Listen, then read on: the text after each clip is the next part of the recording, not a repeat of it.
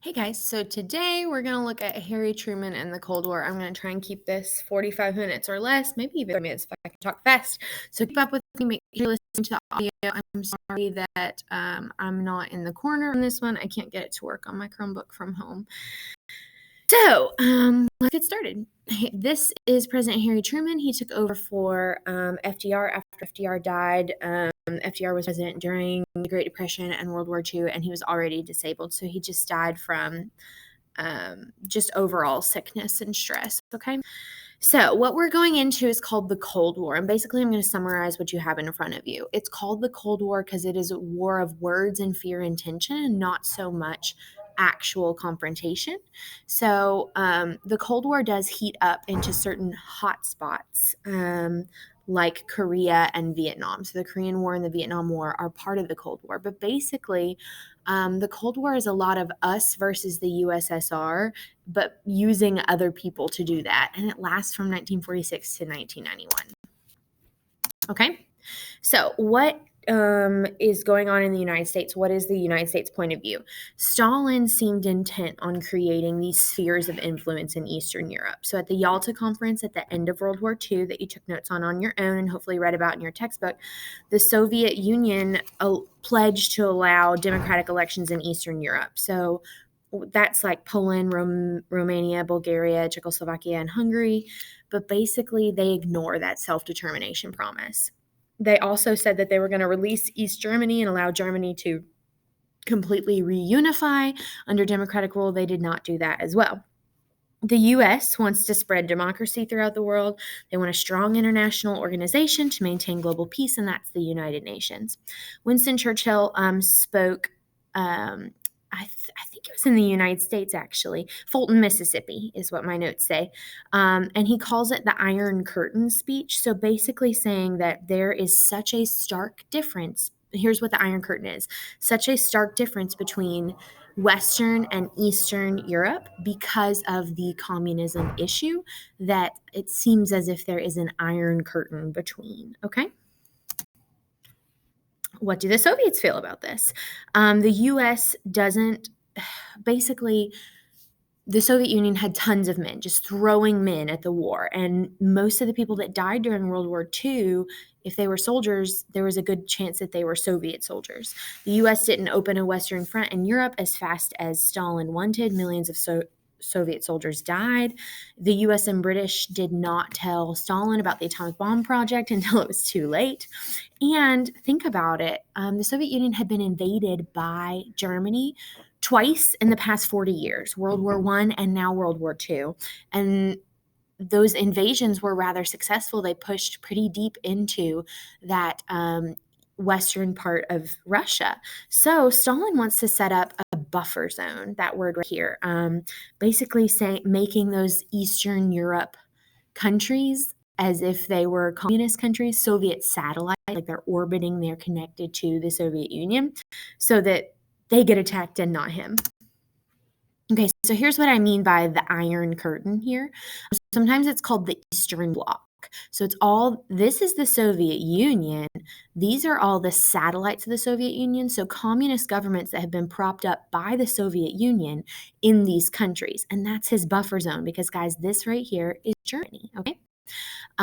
So here's another picture. As Winston Churchill called this division right here across Europe the Iron Curtain because it was so different between them and us and our allies. All right, so this new thing starts coming about where countries start getting split in half, and that's called partitioning. Korea and Vietnam are subject to this. Then we fight a war there. We're split into northern and southern zones in both countries, controlled by communists in the north and backed by the United States, a democratic government backed by the United States in the south. Kind of democratic. Vietnam wasn't so great. And Germany itself, remember, after World War II was split into 4 zones where the United States, Great Britain, Russia, and France all owned a part of Germany, and the capital city was split up as well. So here is Germany itself split up into 4 sectors. Eventually, these sectors us, Great Britain and France, will all unite, and this will be called West Germany, and the Soviet Union will hold on to their sector, it'll become East Germany. Zoom in right here, and you'll see they do the same thing to the city of Berlin, and the same thing will happen. There will be a West Berlin and an East Berlin. One side is backed by the United States and our allies and is democratic, and one side is backed by the Soviet Union and their allies, and it is democratic. And we'll get to that. So how does this even, what are we going to do after World War II? How do we rebuild after the war politically? Well, the International Money Fund was in your new textbook. I hope you enjoyed reading it. It was created by the Western Allies, and basically it is a world bank. Sometimes it's called the World Bank. You should write that down. It was founded to promote economic growth in these war-torn and underdeveloped countries. They want to stabilize currencies. Why? Because if their currencies aren't stabilized, then people can't pay America back. People can't pay countries that have money back. So that would be an issue. So here's one way that America is trying to influence other countries. If America creates, or I guess if the allies create the International Money Fund, your country benefits from it, then you'll probably turn to the allies, to America, if you need help, not to the Soviet Union. So it's also a way to combat communism. The UN itself was decided at the Yalta Conference. They wanted a new world organization that actually had power, unlike the League of Nations. And the UN is comprised of two different parts. The General Assembly, which is all nations that choose to join and follow the rules. And then the Security Council was composed of the US, the USSR, China, Britain, and France.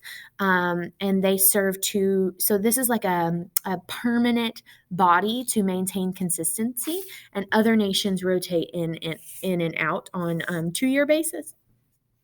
And basically, the consistency of the world powers being in charge of the UN is supposed to make it more powerful. However, just like the League of Nations, one issue the UN will run into is enforcement. What if countries don't listen to us, which is exactly what happened that caused World War II. All right, so let's take a look at Germany here. First of all, prosecuting Nazis. The Potsdam Conference decided on punishing war crimes and a program for denazifying Germany, so getting rid of all Nazi party influence. The Allies tried, at the Nuremberg trials in Germany, they put to trial 22 top Nazis in Nuremberg in 1945 and 1946, and this is all over the press. 12 Nazis are hung and 7 are sentenced to long-term jail terms. And it was effective in that it does a good job in denazifying Europe, but the fact is a lot of Nazis escaped. Some of them were even set free by the United States to come to America and help build atomic weapons. So the Nazis weren't justly punished for what they did in Europe, for sure. All right, let's look at the partitioning of Germany, just like I said. So like I told you, these sectors of Germany and Berlin just kind of joined together. Okay, but the Soviets really, really dominate their eastern zones in Germany and the capital city of Berlin. They strip East Germany of resources and ship those resources to Russia as compensation for war losses. They don't want to revitalize Germany. They do not want a strong Germany because, again, they had been attacked. They had been attacked 2 times in 40 years. They don't want a strong Germany. The U.S. says, look at World War I. If we had rebuilt Germany after World War I, then World War II wouldn't have happened. So let's build a strong Germany. So now we've got a West Germany and a West Berlin that are all under like U.S., British, and French control and are democratic-based and supported governments, and then the Soviet control East Berlin and East Germany. That is most definitely not. All right, Truman's policy of containment here.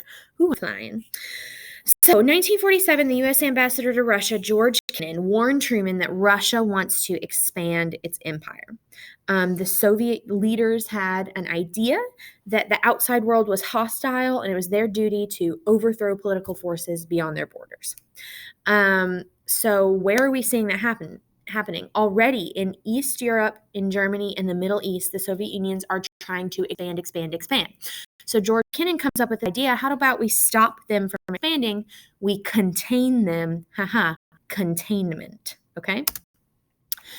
Truman said it must be the policy of the U.S. to support free peoples who are resisting attempted subjugation by minorities or outside pressures. So, Truman Doctrine. This is his idea of containment, basically. It defines U.S. foreign policy for the next 20 years. Even after he's gone, a lot of presidents will follow in his footsteps of we need to contain communism. That is the threat to the world right now. So, how do we contain communism? We throw money at the problem because here's an example. If we give a country that is war-torn and needs help money, then they're not going to turn to the Soviet Union for help. They're going to turn to us, and it's kind of like a little nudge, like we'll help you out. You just got to like consider democracy, self-determination. And it works in Greece and Turkey. 1947, Congress passes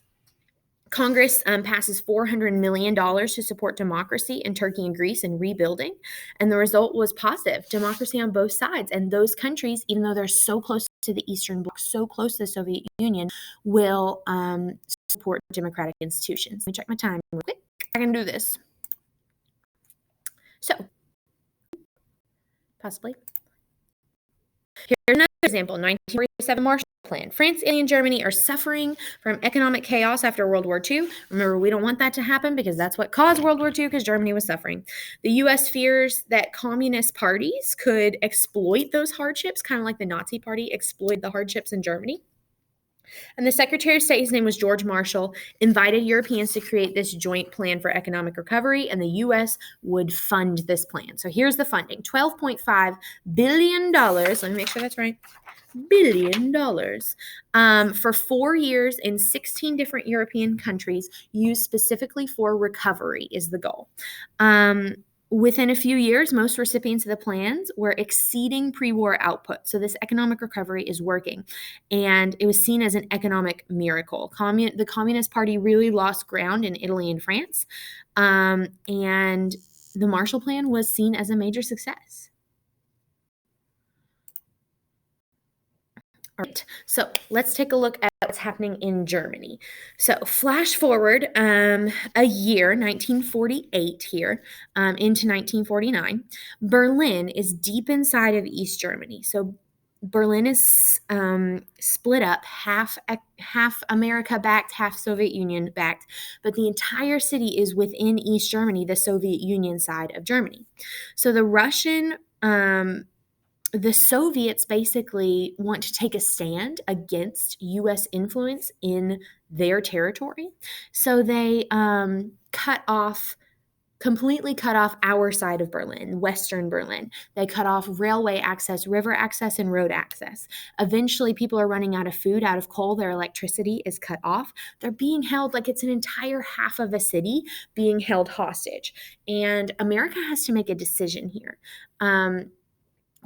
Truman has to make a decision here. Essentially, will America send troops and start a war? Or is there another way to do it? And here's what they decide to do. The U.S. organized a massive airlift for almost a year, almost an entire year. We have 277,000 flights taking off. A flight is taking off in Great Britain almost every hour for that entire year. 2 million tons of supplies are dropped. Well, not just dropped, but like the plan lanes and the supplies are passed out.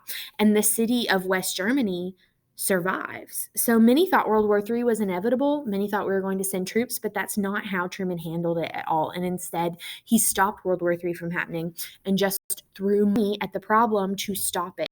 And the Soviets lifted the bucket in 1949. So a very successful strategy by Truman there. All right, we're going to pause.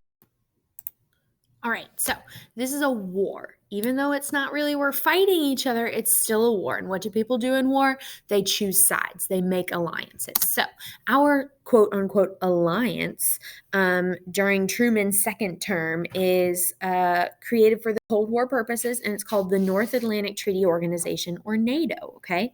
It was created in response to the Berlin crisis and the Berlin airlift, and a bunch of different countries. So the U.S., France, Britain, Italy, Belgium, Netherlands, Luxembourg, Denmark, Norway, Portugal, Iceland, Canada. And we're looking at people in the North Atlantic, basically, countries that touch the North Atlantic that are democratically based. And the reason that they join it is kind of like collective security against Russia. And is by joining together, they essentially warn Russia that a threat to any one of the members of NATO is a threat to all of them. The U.S. also forges a collective security agreement with Australia and New Zealand called ANZUS, and with Central America, and that's called CENTO. The USSR, Russia, and the satellite nations completely are like, well, I'm going to be in a cool club too. We're going to have collective security. They formed the Warsaw Pact as a response, and that is why we know it as the Eastern Bloc. Okay. Right. So, while this is going on, the USSR tests an atomic bomb on a Pacific island. China becomes communist because their government is overthrown by Mao Zedong, this man who is a communist leader, and the United States tests a hydrogen bomb, and eventually USSR tests a hydrogen bomb, and the hydrogen bomb is much more destructive than an atom bomb. It works by fusing hydrogen atoms instead of splitting an atom. And so the nuclear arms race is really ramping up during this time period. All right. I'm not going to lecture too much about the Korean War. Instead, you're going to watch a little video about it and answer questions about it in your notes. So here's the Korean War. The Korean War is when the Cold War heats up. This is the Korean War Memorial in Washington, D.C. Sometimes it's called the Forgotten War because technically the U.S. never declared war. It was called a police action. So go ahead and take this video and watch it until minute 4, and then you'll be able to answer those questions. It gives you a super quick overview of the Korean War within 4 minutes, and goes a little bit explains what you read in what you're going to read in your new textbook here. Okay. So why is the Korean War technically not a war? It's called a conflict. Police action. So basically, police action means that we send troops without actually declaring war. And how do we do that? Well, the UN asks for troops to be sent, and most of the troops that are sent are United States troops. Now, we do have participation from the UK, and the Koreans fight alongside us, and we are in Korea fighting for South Korea against the communists above the 30th parallel in North Korea. And you'll get all that from the video, and you'll see how it ends in a stalemate in the video. So just make sure you watch that little video that I have linked, okay? So let's look at Truman's domestic policy. Almost done, friends. Truman actually is very interested in civil rights, but it's kind of before the time that becomes more important to Americans. He created a President's Committee on Civil Rights. He calls for desegregation in American society and anti-lynching legislation, but that doesn't quite happen yet. He does ban racial discrimination in federal government hiring practices, so trying to desegregate the bureaucracy and hiring practices in the bureaucracy. And he orders desegregation of the armed forces, which is fantastic. During this time period, nothing to do with him, but Jackie Robinson will be the first African-American man to play in Major League Baseball. So that's kind of interesting as well. So we see an early civil rights surge right after World War II. Makes sense, right? African-Americans fought in World War II. They fought for the same freedoms that white men fought for. They fought alongside white men, but they still came home and faced segregation and discrimination. All right. Miscellaneous domestic stuff here. The Presidential Succession Act of 1947 basically says if the president dies, here's who becomes president. Vice president, then Speaker of the House, then the president pro tempore of the Senate, then the Secretary of State, and goes down and down and down, down, down, down, down, down, down. And basically it's because we're afraid Russia's going to blow us up because they now got hydrogen bombs and atom bombs, and they're working on nuclear missiles. So what happens if the president is attacked is the reason that this was passed, okay? Next would be the 22nd Amendment. The 22nd Amendment limits the presidency to 2 terms or a maximum of 2 years if they were to ascend to the presidency because the president before them died. So why does this happen? FDR had been president 4 times and died in his 4th term. So it was a conservative move. Basically, for 12 years, the United States was run by a Democrat, and the same Democrat. And after that, Harry Truman is president and gets reelected. So it is a conservative reaction, but also it's probably best that it was put into law, because before it had just been a precedent, and FDR was the only person to break that precedent. All right, let's talk Red Scare. So remember, we learned about the first Red Scare in the 1920s. It was fear of communism and other radical ideas. The second Red Scare is just as crazy, because TV spreads that propaganda and that rhetoric. And now not only are they afraid of the fear of communism, they're afraid of what Russians can do to America, like blow it up using bombs. Okay? So what a fear? Communism at home, fears of spies infiltrating the government, fear of nuclear war, the Soviet creating the A bomb and the H bomb, the space race and the Soviet Union putting up a satellite in 1957, the first man-made object in space, Sputnik, and the spread of communism around the world as well. Eastern Europe has fallen to communism. The Soviet Union is creating more satellites. China falls to communism with the government of Mao Zedong. Korea falls to communism, and soon Vietnam will fall to communism. So all of these are things that people feel in the United States, and it becomes a, I'm not a communist, and pointing fingers at other people sort of game, okay? Let me check time real quick. Let's continue. So let's get some examples of the second Red Scare. In the first Red Scare, remember we had the Sacco-Vanzetti case, we had the National Origins Act. Now we're looking at different types of examples of fear of communism and other radical ideas in the United States. The Smith Act of 1940 made it illegal to advocate the overthrow of the government by force or to belong to an organization advocating such a position. So this is used by the Truman administration to jail members and mostly leaders of the American Communist Party. We'll see 11 communists brought to trial in New York, and some were sent to prison for advocating the overthrow of the United States government by force.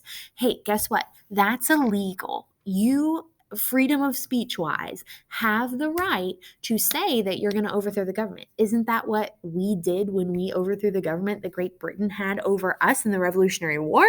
However, this is mass hysteria, and as we've seen before in World War I, and kind of as we're seeing right now in our quarantine coronavirus situation, when there is hysteria, civil rights sometimes just go zoop out the window. The HUAC, the House of American Unactivities Committee, right here, they were created in 1945 to basically root out communists during the Red Scare after World War II, and it lasted until the mid-1950s. It was sensational. They went after public figures in Hollywood. They went after government figures. They went after members of the New Deal and more liberal-minded people, basically saying, oh, you think differently? Well, then you're a communist. And so there was HUAC. Again, we're seeing people's civil rights being trampled on. They are doing raids. They are tapping people's phones. They are investigating people, interviewing people. So it's hysteria over who is communist in America. Okay, Truman buys into this hysteria. Truman's loyalty program has anti-communist programs of his own within his own bureaucracy. Basically, Truman gave the FBI approval and resources to go after suspected Reds, Russian Reds. They investigate more than 3 million federal employees. Some of them resigned or were dismissed. Some of them were fired. And they demanded loyalty oaths, especially from teachers, which is interesting. So this is civil liberties being suppressed. And these loyalty oaths said that government employees, if you made this oath, were forbidden to criticize U.S. foreign policy, to advocate equal rights for women, because that made you different and liberal, and that sounds like communism because it's equal, right? To own books on socialism or communism or radicalism, or to attend foreign films. It's going that far.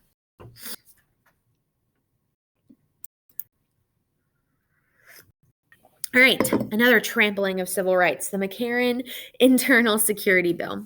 This is 1950, and this required communist organizations to register with the Attorney General and all of their members were not allowed to work in defense plants or for the government or to travel abroad. And this also meant that these communist organizations, because they must register, a government official would be present at their meetings. So again, you have the right to assembly, and the government has no right to spy on that assembly, and that's what's happening here because of this area. The Rosenbergs is a different situation. Make sure you're listening and write some of this down. It's a couple, Julius and Ethel Rosenberg. They were convicted and executed for allegedly giving atomic bomb secrets to the Soviet Union. They had met in the Communist Party in New York. They had grown up in America. But they were convicted of giving secrets. They did possibly were involved in a spy ring, but they were very low on the totem pole in that spy ring. But they were executed. Both of them were. We also see some actors, writers, and directors that dabbled with the Communist Party. And some of those movie people, namely the Hollywood 10, refused to testify, and they went to prison rather than admitting any practices or giving any names to HUAC. And it was all over the news that Hollywood stars are involved in communism. Finally, we have bomb hysteria at schools. Watch this video. You won't regret it. What are children being taught about this? That you need to prepare basically for the end, not for the end, but what to do in case of an atomic bomb, duck and cover. People were building fallout shelters in their basements. And here's a picture of one of those in their basements and in their backyards full of canned food and toilet paper. Wow, this looks really familiar and very eerie that we're talking about this during this time. So if there were an atomic bomb blast that was far enough away that they could survive, they could go underground and avoid the radiation fallout. That's called nuclear fallout, okay? All right, so let's take a quick look. I got a minute left about this. Let's take a look at these political cartoons. It's okay, we're hunting communists. So we've got the House of Un-American Activities Committee who's running over people. And this is symbolism for they are running over your civil rights, but it's okay. They're hunting communists. Here we've got the Statue of Liberty, the fires of the Statue of Liberty that represent our freedoms, freedom of religion, press, assembly, speech. And they're about to be put out by mass hysteria. It's just so fitting to be talking about this right now. All right. Oh my gosh, we're almost done. I think I'm going to have to do another video though, guys. Sorry. All right. Way back. Here we go. So real quick, let's bust this out in less than 5 minutes. So it'll just be like 35 minutes work here. So McCarthyism here. Senator Joseph McCarthy, he's a Republican from Wisconsin. He becomes kind of like a demagogue, okay? In February 1950, he basically says, I have the names of scores of unknown communists that were in the State Department. And his technique is you make sweeping accusations, you employ guilt by association, taking documents out of context, and he accuses so many people, over 200 people, over 100 people of being communist. The public was convinced that he's looking out for national security, that he's a good guy, but he's unable to substantiate these claims. And no one was safe from his accusations. Conservatives, liberals, no one. He also said that Truman should be impeached because Truman was soft on communism. The Democratic Party was guilty of treason. But when you look at that, that's just not true. Truman was not soft on communism. Truman Doctrine, Marshall Plan, NATO, Berlin Airlift, Korean War. Truman got America through most, if not all of those things, through his policy of containment. McCarthy slandered people, claimed they were homosexuals, claimed they were communists, claimed they were radicals. So things that were taboo for the day, he just tried to pin on people. It's kind of like he just wanted 15 minutes of fame, honest to God. So what is the term McCarthyism then? It's making sweeping accusations baseless claims. And we'll see during the 1950s, because of this, because of nuclear warfare, because of the Red Scare, people start to conform and be like trying to fit into a mold so that no one points a finger at them and says, well, you're different, so maybe you're a communist, because that dangerous things could happen. Those accusations could be very dangerous. Look at the Rosenbergs. They were put to death, okay? All right, let's look at Truman's last years here. He was elected again in 1948. So he was president, then he was, after FDR died, and then he was elected again. And during this time period, it's kind of a strange time period in America where there's like this political conformity and consensus. Democrats and Republicans getting along. Can you imagine that? Democrats and Republicans kind of deciding to go after the same things. And we call this the vital center. So there are a few major components that both Democrats and Republicans got along and passed bills about: anti-communism and the containment policy, the belief that economic growth can solve society's problems in a sense, and political pluralism, which is the idea that a variety of ideas can compete in America, and it will make America more successful. So the vital center is kind of like this base of people in America that vote for who they want for president, regardless of their party. So we're just not seeing as much voting along party lines like we do nowadays. So the vital center elected Truman, who was a Democrat, Eisenhower as a Republican, Kennedy, who was a Democrat, and Johnson, again, who was a Democrat. And these are people that want the same things and vote in similar patterns, even though we've got Democrats and Republicans, and Eisenhower was elected twice. However, the Vietnam War kind of ends that. The Vietnam War puts a split, and people start voting along party lines again because it is so controversial. And those center moderates fade away, and I would say there's not many of them left today. All right. Truman also, in his second term, coined the term Fair Deal, and it's like an extension of the New Deal, basically. So housing, he wants full employment, he wants a higher minimum wage, better farm supports, more of the Tennessee Valley Authority, the TVA, extension of Social Security, increased rights for African Americans, that's AA, African American rights, and he is elected on this platform in 1948. What he does do well, major successes, he raises the minimum wage, he increases public housing for low-income individuals, and extends old age insurance to more beneficiaries. So Social Security Act will now include like medical insurance as well, and that's a step toward Medicare and Medicaid that we will have later on in American history under Lyndon B. Johnson. But Truman decides not to run in 1952, and Eisenhower, a Republican, who wants to continue some of these things, is elected. Okay. All right. So that's all I got for today.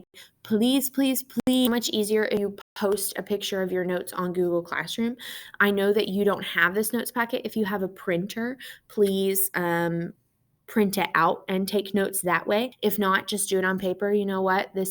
We're going back to the Stone Ages here with education. So do it on your own line paper, but text me a picture. I'll be looking for all of those headings and everything underneath it. I'll be looking for things that I said too. So hopefully you didn't just skip through this video and look at the PowerPoint, because you ain't going to get your full credit. Okay.